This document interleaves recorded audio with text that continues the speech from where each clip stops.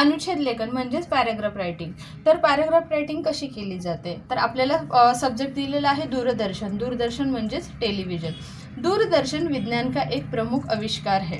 म्हणजे टीव्ही हा जो आहे हा विज्ञानाने लावलेला प्रमुख आविष्कारांपैकी एक आहे किंवा प्रमुख आविष्कार आहे. आज यह लगभग सभी घरों में पाया जाता है. आणि टीव्ही हा जवळपास सगळ्यांच्याच घरामध्ये आज बघितला जातो. बच्चे, बूढ़े और जवान, कभी स्त्री और पुरुष इसे देखना पसंद करते हैं.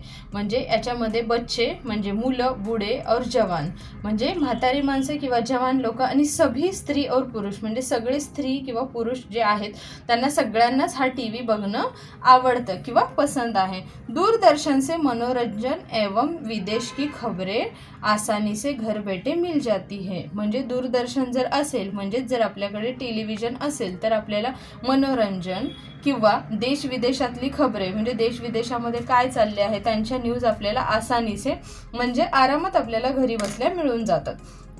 आज यह प्रचार का सबसे अच्छा साधन बन गया है.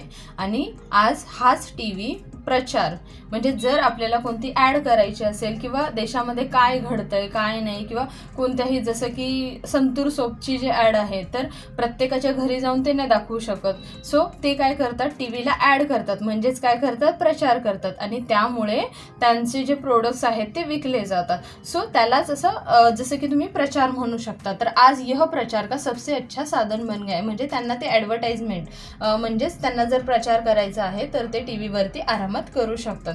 इस पर धारावाहिक म्हणजे ज्या सिरियल्स पाहिल्या जातात, फिल्म एवं समाचार के साथ अनेक ज्ञानवर्धक कार्यक्रम भी प्रसारित किए जाते हैं.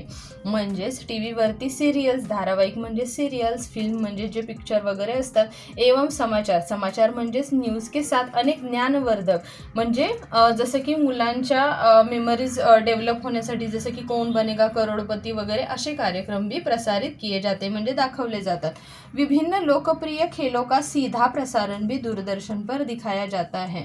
म्हणजे जसं की मॅच आहे जी तुम्हाला लाईव्ह जी दाखवली जाते, प्रसारण भी दूरदर्शन पर सीधा म्हणजेच लाईव्ह दाखवलं जातं.